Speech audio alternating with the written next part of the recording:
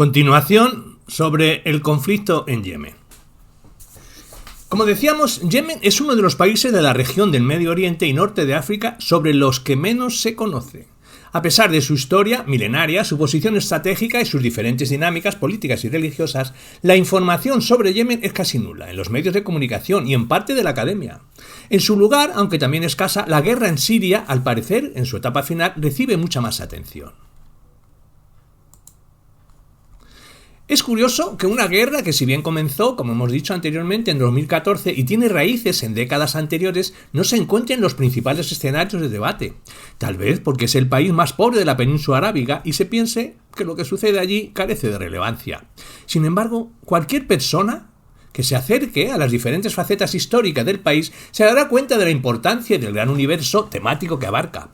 Al ser una cuestión de coyuntura en curso, la mayoría de los investigadores y los reportajes en los medios de comunicación han hecho un seguimiento de los distintos sucesos en esta guerra cruel. Sin embargo, aunque esto ayuda a estar al día en torno a la situación, faltan estudios que provean un contexto histórico para ubicar elementos claves en el pasado y poder entender el presente. Esta guerra, que como decíamos, se inicia en 2014 a raíz de la toma de la capital, Sanaa, por el movimiento Hutí, aprovechando el proceso de transición y la pérdida de fuerza y control del poder central, se vio reforzada por la intervención de la coalición liderada por Arabia Saudí en 2015 con el objetivo de restablecer la legitimidad del presidente interino Abdulrahman Mansur Hadi. Lejos de ello, desde ese momento, Yemen se vio inmerso en una guerra fatídica que ha destruido el país y ha afectado profundamente, como es común en este tipo de escenarios, a la población civil. Planteamos que la clave para comprender el movimiento Hutí se encuentra en un análisis más allá de su cualidad de grupo rebelde.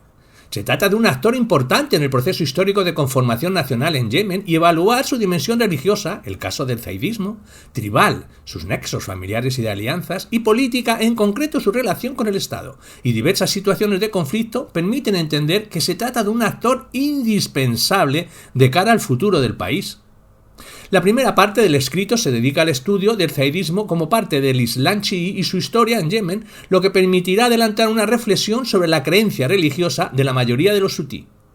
La segunda parte que veremos se concentrará en el análisis del sistema tribal y de los sabdá en el país, y en identificar el cambio a partir de la Revolución Republicana de 1962. Una tercera parte se propone el estudio de la familia al-Hutí y su papel durante el revivalismo zaidí, primordial en la génesis del movimiento. Y en cuarto lugar, evaluaremos distintos sucesos importantes de la historia reciente del país, como las guerras de Sadr en el 2004-2010 y su reacción ante las revueltas del 2011 y la crisis a partir del 14. En cuanto al origen del zaidismo, diremos que el movimiento hutí se encuentra íntimamente relacionado con el zaidismo, az-Zaidiyya, rama del Islam chií, seguidores de Ali. Si bien esta corriente religiosa no guía la actuación política del movimiento ni forma parte de su plan para gobernar, es importante recordar brevemente algunos puntos significativos en la historia del Islam para luego rastrear el origen, los postulados y el papel del zaidismo en Yemen. Luego de la muerte del profeta Muhammad,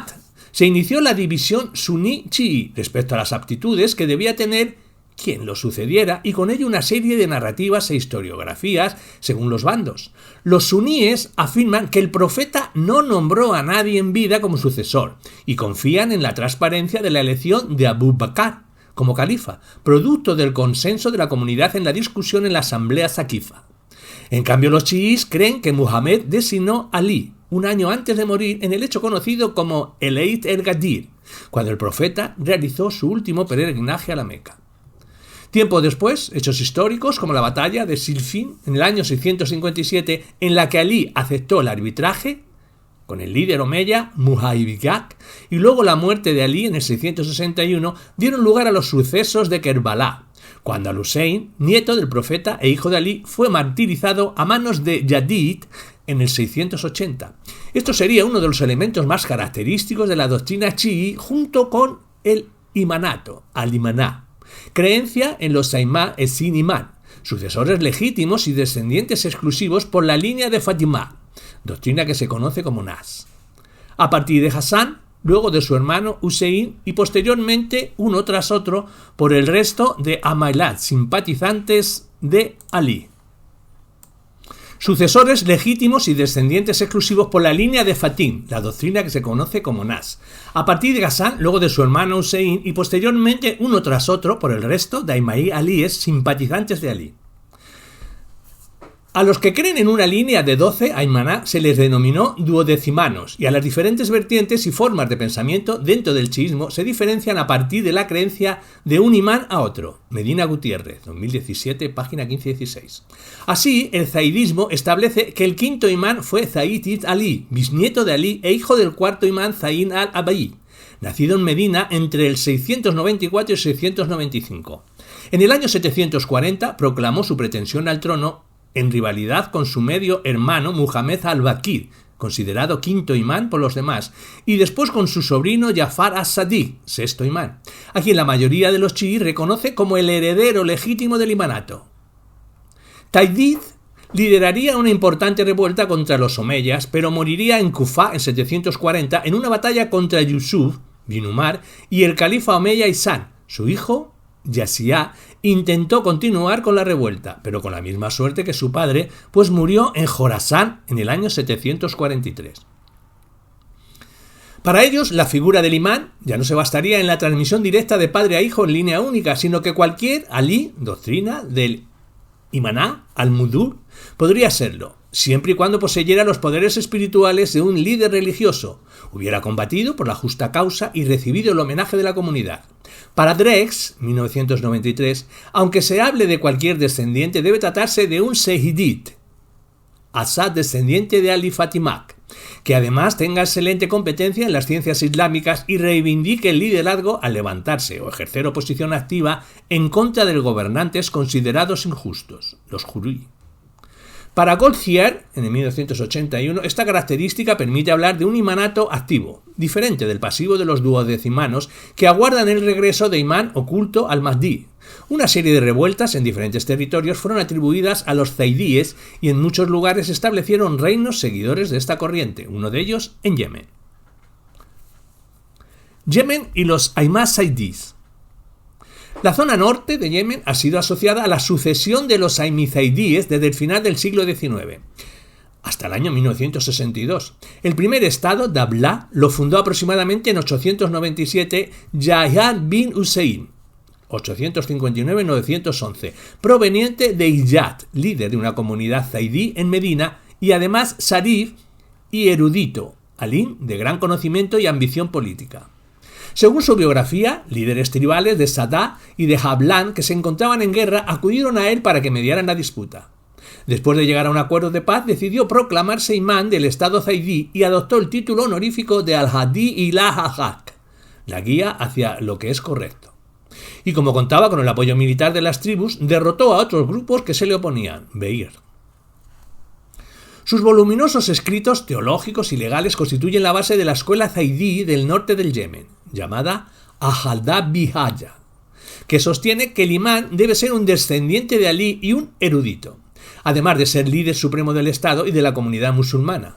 La construcción de Dabla se edificaría sobre la base de la alianza entre los sabios religiosos y las grandes tribus como Asid y Bakir, dos de las más importantes en todo el Yemen y que no obstante, que desde hacía décadas se gobernaban a sí mismas, eran vitales por su posición estratégica para las rutas comerciales y debido a su agricultura marginal y frecuente desesperación económica, eran fuente de buenos mercenarios. Sus líderes prometieron lealtad al imán, generalmente mediante pactos escritos que daban una base de legitimación para construir un estado sin necesidad de eliminar la base tribal ni modificar sus fronteras. El Dabla zaidí llegó a su máximo esplendor con la expansión del imán al-Mutabalakisaísma en 1644-1676, bajo cuyo gobierno el estado se expandió a la región de Asir y Nairán, en el norte, Tihamá en el occidente y Jebel Yafi, Adramut y Zufar en el sur, enfrentando por una serie de poderes extranjeros como los otomanos, los Bahabíes, los británicos y los Idrisis de Asir, entre otros. El último gran imán fue Yahya Hamid ad-Din, 1904-1948, quien fundó el Yemen moderno, y que tras ese y ser llamado al-Mutabakil declaró la creación de un reino en el país, al-Mahalak al-Mukalikayak, y que solo hacia la década de 1930 pudo consolidarse después de años de lucha en contra de poderes rivales y cuyo último rey fue Muhammad Abdar, destronado en 1962. Hablemos de las tribus y Sadak. Para el caso del movimiento Hutí, interesa saber que la planicie del norte del Yemen y su margen montañoso están dominados por Asid y Bakil, también llamadas tribus, pero que en realidad son confederaciones, que entre sí conforman un conjunto mayor llamado Abdan. Y de allí que usualmente el área norte de Sanaa y el este de las montañas sean conocidos como el Bilad, territorio de Asid, Bakil. En estos territorios hay tres tipos de categorías o estratos: los tabakat, la aristocracia religiosa zaidí de los Sadat, la denominada gente de la tribu, Kabait, los Suyui y los carniceros, como llama Beir, a la gente común, comerciantes y de otras profesiones. Especial atención merece la primera categoría por su relación con la familia y el movimiento Hutí. Los Sadak vienen principalmente en Sadá, habitada por tribus de la confederación Hablan bin Amir. Se trata de una región montañosa que es parte de las arterias de intercambio integradas en diferentes grados a redes locales de comercio y que gracias a sus suelos fértiles permite la cría de ganado, la agricultura y el comercio de cultivos, especialmente trigo, cítricos, café, frutas, uvas, manzanas, granadas, vegetales y cuat. Se definen a sí mismos como árabes del norte y citan como un ancestro a Adán para distinguirse de los habitantes originales del sur de Arábiga. La mayoría de la población, quienes en esta genealogía mitológica son descendientes de Qahtán, los Sadán, han obtenido posiciones de influencia en la sociedad debido a su conocimiento de la religión y que muchos han recibido contraprestaciones al servir de juristas, implementar la ley islámica, especialmente en materia de sucesiones, y mediar en disputas. Algunos sostienen que poseen un estatus superior al de los demás por descender de Fatimak y su esposo, Ali, y crean un imaginario histórico de la comunidad en el país al nombrarse gente de memoria. Pues los dichos y los hechos de sus antepasados, los grandes, ulama y aimá, forman parte sustancial de su identidad. Como autodenominados portadores del mensaje profético, conciben la historia como una narrativa de la creación de la realeza de los Sadá, que se inicia con el nacimiento del profeta Bombruk en el 2004, lo que también se ve en la orientación religiosa Hutí. Es preciso anotar que la variable tribal no explica todo lo que ocurre en el país, pues además de que hay territorios que son tribales, las tribus y los Sadá, ya preponderantes en la sociedad, se relacionan con las distintas manifestaciones del poder en la historia contemporánea del país. Hablemos de la Revolución de 1962 y la era republicana. Si se quiere ubicar las raíces históricas del levantamiento Hutí en Yemen, indudablemente se debe mencionar el fin del imanato zaidí y el nacimiento de la República Árabe de Yemen en el contexto de la Revolución Republicana de 1962, con ayuda de Egipto nasserista y de la Guerra Civil hasta 1970. Parte de este trascendental cambio político fue la afectación al estatus especial de los Sadat, que como Brandt explica, con la caída del imanato a finales de la década de 1960 y la afirmación de la República, recibió un duro golpe y décadas después de la Guerra Civil, los Sahitak surgieron como la verdadera fuente del poder político. Este reacomodo de las relaciones de poder llevó a que muchos Sadak no tuvieran más opción que trabajar en un acuerdo con los republicanos. El pacto tuvo como primer efecto la pérdida no solo de su posición de poder e influencia, sino también la mengua de su economía con el despojo, a manos del Estado, de terrenos que durante años les habían sido adscritos bajo la categoría islámica del Wahhab, ahora redistribuidos, que beneficiaron mayormente a la figura de Sheikh, con más liderazgo en el poder central. Otro de los efectos de esta coyuntura fue la difusión de las tesis de la extranjería de los Sadak. Después de 1962, la representación pública de los Sadak pasó a ser la de extraños en la casa, a la que se sumó el rechazo a reconocerlos como Abdad ad-Balad, yemeníes genuinos, debido a su origen adanañí. Esta denominación de los medios y del gobierno también los presentaba como opresores que monopolizaron los recursos del país para su beneficio, lo que contribuyó a subrayar y perpetuar el sentido de distinción. Luego de haberse considerado yemeníes por siglos, en 1962 aprendieron que no lo eran, o que lo eran menos que otros yemeníes. Con la llegada a la presidencia de Abdar Rahman Al-Irani, 1967-1974, el poder y la influencia de los Suyuk alcanzaron el ámbito nacional. Muchos de ellos fueron reclutados para seguir al establishment, como sucedió en el Consejo Consultivo, Majlis Ashura, una especie de asamblea legislativa creada en 1971 en la que ocuparon la mayor parte de los escaños y con nombramientos en cargos militares, coroneles, en reconocimiento a su servicio durante la Guerra Civil al frente de algunas unidades del ejército regular. El presidente que vino después, Ibrahim al-Abdi, 1974-1977, intentó menguar el creciente dominio y autoridad de los suyuk, mediante la llamada Iniciativa Correctiva Revolucionaria. Sin embargo, ellos se opusieron y él fue asesinado en 1977. Su mayor error fue subestimar el poder de esta fuerza tribal, algo de lo que aprenderían sus sucesores Ahmad al-Ghazmi y Abd al-Karim al-Arasi, pero sobre todo Ali Abdullah Salih, de origen zaidí, quien sería presidente de Yemen hasta 2011 y que con la creación de su plataforma política, el Congreso General del Pueblo establecería un nuevo sistema de patronazgo y cooptación caracterizado por el neopatronalismo. Hablemos de la familia y el movimiento Hutí. La familia al-Hutí proviene del área llamada Ut, cerca del Jamir, en el territorio tribal Hasid, en la gobernación de Abran, vinculada a la familia Bait Zaid al-Musarayat. Sin embargo, su hogar ancestral es Dagyan, una irá en el distrito Mudiriyya de Mak. Allí nació Badr ad-Din al-Hutí entre 1922 y 1926, quien después de trasladarse de Ut a Dagyan por razones de estudio, decidió vivir en Marán, debido al asma, localizada en el macizo de Jablan en la periferia norte del país. Badr ad-Din tuvo como maestros a su padre y a su tío, Amir ad-Din al-Hutí, en el 1974, y Hussein al-Hutí en el 1968, importantes sabios zaidíes que lo ayudaron a convertirse en un importante erudito de la región. Gracias a su liderazgo y a la influencia de sus hijos, a sus seguidores, se les conocería principalmente del gobierno de Salim como los Hutí, al-Hutiyun. Como destaca Winter en 2011, la complejidad de adoptar este término radica en que fue utilizado por los medios de comunicación para describir a aquellos que se enfrentaron a las fuerzas gubernamentales en 2004, aunque eso no implique que la mayoría haya estado alineada ideológicamente con la familia Hutí. Por ello, resulta importante diferenciar a la familia del movimiento, mucho más amplio, y que a partir de 2014 se conocería como Ansar Ayak. La familia Hutí es una típica familia híbrida del norte, una red con múltiples nexos sociales en la gobernación de Sadah, incluida Hablan bin Amir, además de Hamdan Sadah, parte del Bakil.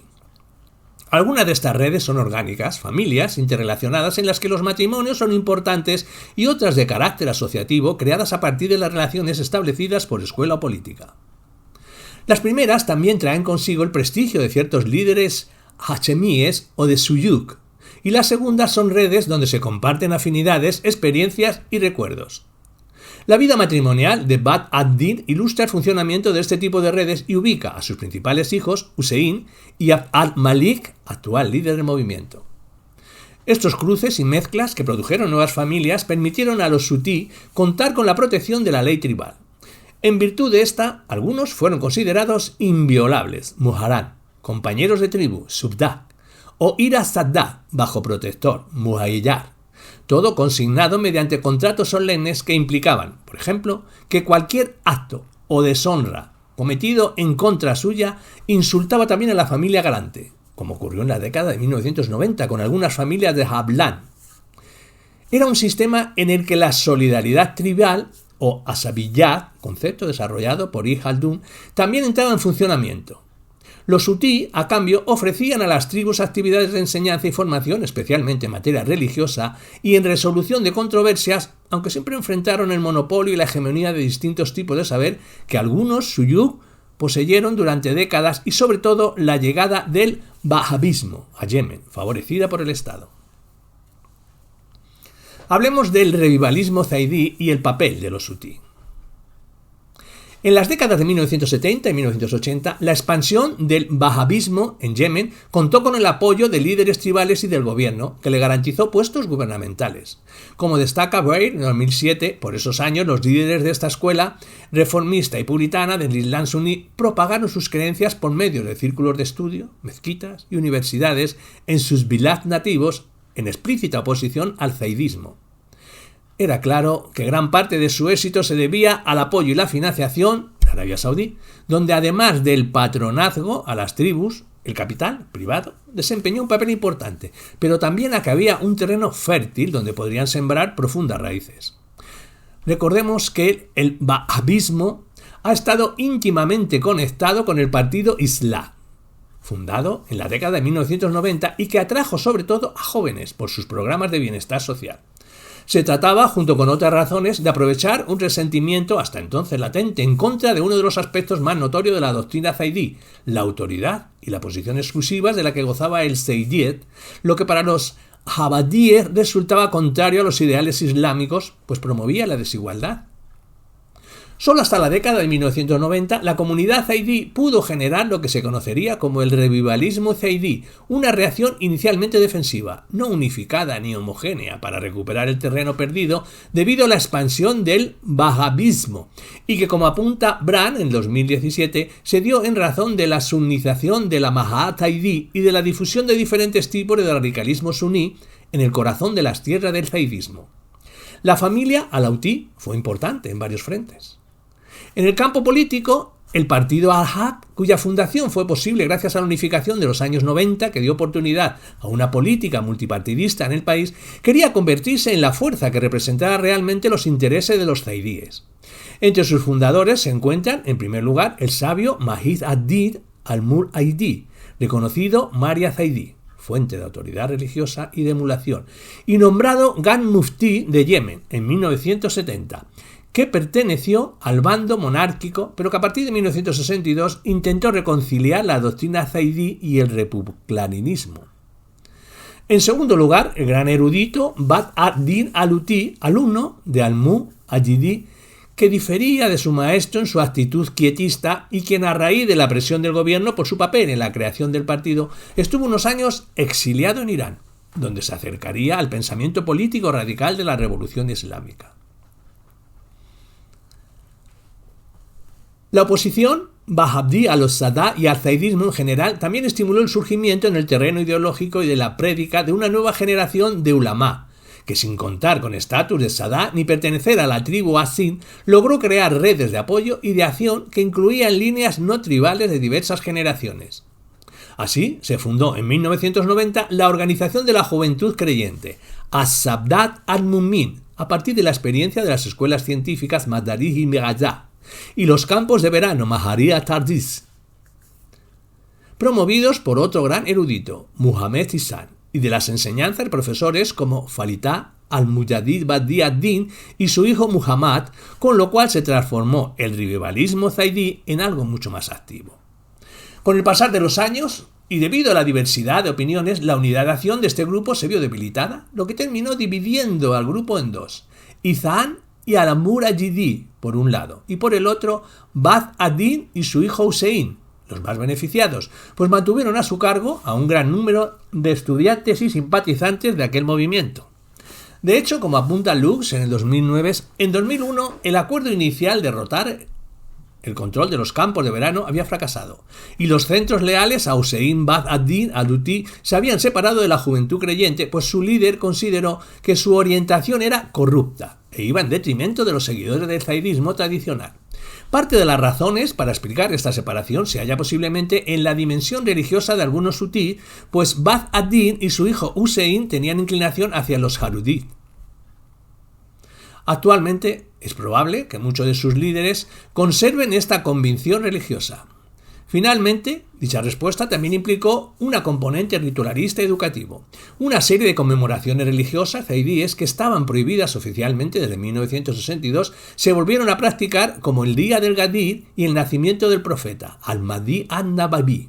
como apunta Bombrook en el 2004. La mayoría de los Sadat no estaban ansiosos por recuperar una identidad atada exclusivamente a reivindicaciones de poder, sino que pedían el derecho de recordar su pasado, sin miedo a ser declarados extranjeros. Sin duda, una de las pocas rivalidades que se podrían plantear en Yemen no es entre zaidíes y safadíes, sino más bien entre ellos y los wahabíes. Y aunque hacia 1994 la disputa wahabí-zaidí pasó a ser un segundo plano, debido a temas más importantes como la guerra civil y la crisis económica, no implicó que desapareciera. Las guerras de Sadá y la formalización del movimiento. Con el correr de los años, Badr ad-Din al-Huti le fue delegando muchas labores a su hijo Hussein al-Huti, quien nació en 1956 y fue uno de los personajes que más renombre tuvo en la familia y en la historia política contemporánea en Yemen, hasta su muerte en 2004. De hecho, era llamado por muchos un Seyyidi, pues siguió la misma línea de su familia en su pensamiento harudí. En el contexto posterior a la reconciliación de la década de 1970, a diferencia de otros familiares, decidió participar en la política nacional y llegó a ocupar un puesto en el Parlamento en 1993-1997, además de ser delegado del gobierno en Sadá por el partido Ahak. Su postura ante el presidente Salih fue ambivalente, algunas veces expresándole no estar en contra suya y en otras acusándolo de corrupto y de trabajar para los intereses estadounidenses. En aquel tiempo, ello reflejaba un deseo de querer reformar y actuar dentro de no fuera del sistema, una insurrección contra el gobierno. Sin embargo, al ver el poder y la corrupción del régimen, renunció a su cargo y se trasladó a Sudán para estudiar un doctorado en estudios coránicos en la Universidad de Jartum de 1997 a 1999. A su regreso, encontraría en los miembros de la Juventud Creyente un nido para iniciar su prédica y difundir el conocimiento que había adquirido. Con la llegada del segundo milenio, al-Huti se enfrentó a un contexto complejo, la guerra contra el terror, iniciada a raíz de los atentados del 11 de septiembre de 2001, de la cual Salih formó parte al permitir que la cooperación en materia de seguridad entre el gobierno yemení y Estados Unidos se fortaleciera.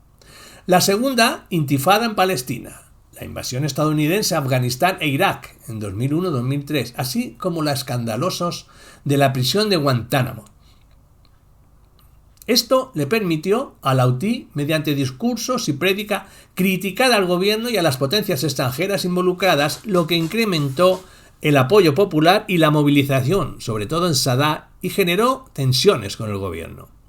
En este sentido, el fenómeno Huti se conecta con otros movimientos revivalistas religiosos en Medio Oriente, donde difundir el discurso religioso de esta forma había sido común desde 1970 para atraer la atención de las quejas sociopolíticas y galvanizar a sus partidarios. El punto de quiebra llegaría en el 2004, con el inicio de las guerras de Sadá, que se extenderían hasta 2010, un año antes de las revueltas populares que sorprendieron a toda la región. Se trató de un conflicto militar y político entre los Huti y el gobierno yemení en 6 fases, en el que el movimiento iría adquiriendo la capacidad de movilización que mostró durante las revueltas de 2011 y el despliegue militar desde 2014. Son varias las causas que dieron origen al conflicto. Tal nivel de conflictividad no era común, pues desde la década de 1960 no se presentaba un enfrentamiento entre el gobierno y alguna fuerza cercana del zaidismo. Sin embargo, ya desde 1970, la política del régimen Salih en las regiones del norte del país, especialmente en la provincia de Sadá, afectada por la injusticia distribución de la riqueza de la nación, décadas de privación, marginación y aislamiento económico, social, político, jurídico, además de una débil y puntual interferencia del Estado que se enfocaba más en la cooptación de élites tribales que en el desarrollo y la inversión en Sadá, y estuvo caracterizada simultáneamente por un patronazgo selecto de élites tribales, de exclusión y segregación de los más altos escalones del poder. Además, era claro que el presidente tenía una política promotora de conflictos entre diversos actores locales y nacionales y basaba su política de supervivencia en fomentar crisis. Lo anterior preparó el terreno para el ascenso del movimiento Huti. El conflicto se inició, al parecer, debido a la visita en 2004 de una comisión del gobierno, supuestamente acompañado de militares, que se dirigió al área de Marán con el objetivo de capturar o matar a Hussein al-Huti, lo que precipitó los enfrentamientos. La masiva presencia de militares para aplastar el movimiento y la violencia y la poca atención al daño colateral, destrucción de aldeas e infraestructura civil en algunos territorios, trajo como consecuencia el roce con algunas tribus locales y amplificó viejos resentimientos. Como resultado, muchos que no simpatizaban con Auti empezaron a sumársele, en algunos casos tomando las armas en solidaridad con los habitantes de sus aldeas, parientes u hombres de tribus afectadas por los enfrentamientos. Con ello, la soberanía, la independencia y sobre todo el saraf y el har de estas comunidades se vieron alterados, y las garantías de protección y el espíritu de solidaridad entre las tribus entraron en funcionamiento. Durante este conflicto, el gobierno fue representado por el presidente Salih, su hijo y comandante de las fuerzas especiales. Ahmad Salih y el general Ali Mosid Almar, a raíz de la poca coordinación que había y de lo sangriento que se tornaron las primeras campañas, iniciaron señalamientos de responsabilidad entre unos y otros en un contexto de candidatos a la sucesión del poder. Si bien la primera fase de la guerra no eliminó la rebelión, sí terminaría dando un golpe certero a los Hutí. En medio de la batalla, conocida como Jub Salman, en el monte Salman, cerca de la zona montañosa de Marán, que cuenta con diferentes cuevas, el 10 de septiembre de 2004 el gobierno anunció la muerte de Hussein al-Hutí. El movimiento necesitaba un nuevo líder, y poco antes del estallido de la segunda fase, en marzo de 2005, Abd al-Malik al-Hutí, nacido en 1980, le ganó el pulso a Alaa ar-Razimai, con quien tenía diferencias para ser el nuevo líder, pues de sus hermanos Muhammad estaba detenido y Jahar ya había sido enviado al exilio. Con profunda educación religiosa y una oratoria capaz de movilizar a sus seguidores, tuvo una influencia considerable en los comandantes en el campo de batalla.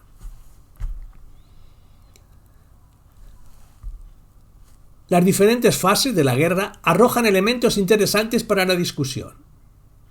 En primer lugar, aquí empieza la narrativa del gobierno y de Arabia Saudí, que intervino en la última fase, acerca de los Hutí como proxies, guerra por terceros, de Irán, lo que, sumando a la extranjería de los Sadá en Yemen antes y después de la revolución 1962, forma parte de un discurso que intenta despojar a esta comunidad de sus raíces yemeníes. En segundo lugar, fue una guerra en la que el gobierno empleó fuerzas irregulares. Y en tercer lugar, la mediación en diferentes fases de la guerra no funcionó como sucedería al tiempo de escribirse con la guerra a partir de 2014. Finalmente, no hay duda de que la muerte de al-Hutí, su martirio y el tránsito del liderazgo a Abd al-Malik, actual líder de la organización, es uno de los sucesos más significativos de este trance. Más allá de certero golpe, el liderazgo del movimiento, lo que realmente potenció a los Hutí fue asimilarlo como un nuevo Karbala, rememorando la muerte de Hussein bin Ali para crear así una iconografía y una memoria del mártir y del martirio del líder yemení, incluido el lugar de su muerte. Los Hutí, lejos de ser derrotados, pasaron de ser un grupo de prédica a un movimiento de masas, con fuerza combativa y capacidad militar que vio cómo su influencia y su control se extendía desde Sadá hasta el este de la gobernación de Amnaran Ayarat Amari y encontraba resistencia de la población local. Además, este conflicto evidenció la considerable mengua del poder del presidente Salih. Con la muerte de su gran líder y mentor, Badr ad-Din, en noviembre de 2010, por causas naturales, se prepararon para asumir el papel destacado en las revueltas árabes de 2011.